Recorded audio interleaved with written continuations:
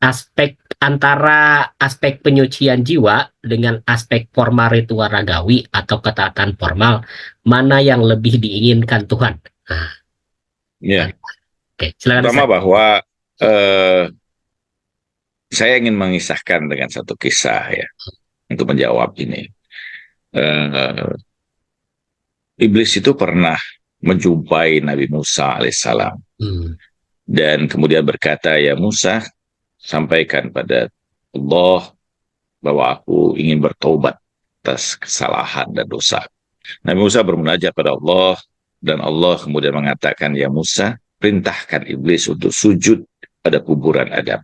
Kemudian Nabi Musa menyampaikan kepada iblis tentang perintah Allah itu, dan Nabi Iblis menjawab bahwa ketika hidup saja aku tidak mau sujud kepadanya, apalagi ketika dia sudah mati. Ya Musa, tanyalah pada Tuhanmu bagaimana aku gantikan saja untuk sujud kepada Allah sampai akhir zaman. Dan Musa menyampaikan pada Allah dan Allah mengatakan, oh budni kama urid, wala ta'budni kama turid. Hmm.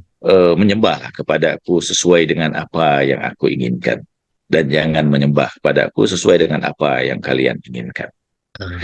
Jadi Allah memperintah Allah itu kadang ya pada hal yang zohir, kadang hal yang batin ya. Hmm. Pada raga kita diperintahkan perintah untuk melaksanakan ibadah-ibadah yang bersifat ragawi ya. Apakah itu sholat, apakah kemudian itu puasa misalnya, ada hal-hal ibadah. Nah, kita melakukan ibadah itu juga pada saat yang sama tengah menundukkannya. Upaya dasar diri kita ini adalah menundukkan hal-hal yang bersifat fisik pada kita. Baru kemudian kita berusaha untuk menundukkan bagian batin kita. Kalau pada tingkat fisik saja sudah tidak mau tunduk fisik kita ini kepada diri kita, kepada keinginan Allah Subhanahu wa taala.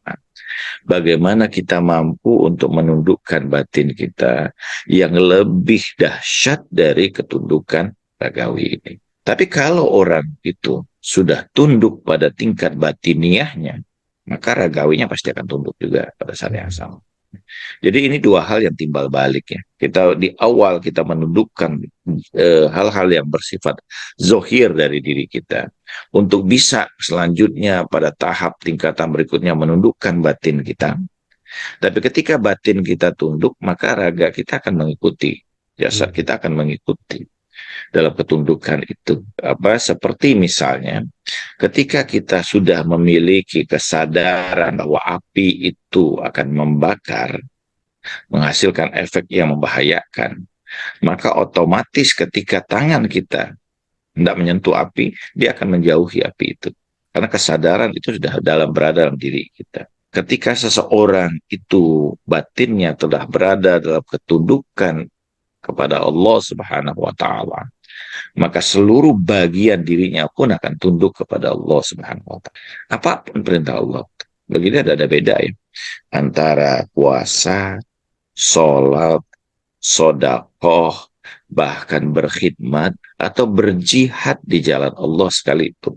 Tidak ada beda apapun. Kenapa? Karena itu hatinya sudah berada dalam ketundukan Allah. Hatinya sudah, karena itu Allah mengatakan bahwa yauma la yanfa'u malun wala banun illa man atallaha biqalbin salim.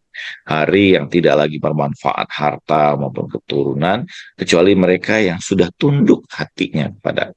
Nah, hati yang sudah tunduk ini itu akan menundukkan segala hal dari diri. Dan kalau kemudian sudah berada dalam keturunan, apapun yang ada menjadi perintah Allah kepada dia, Allah memerintahkan untuk mengorbankan dirinya dalam jihad, dalam kesyahidan, atau Allah memerintahkan dia untuk berpikir, mencari ilmu, atau dia diperintahkan Allah untuk bersedekah, atau dia diperintahkan Allah untuk berpuasa, baginya ada beda semuanya. Karena itu sumbernya sama, hakikatnya sama, batinnya sama, maka bagi dia itu segala sesuatu adalah hal yang sama.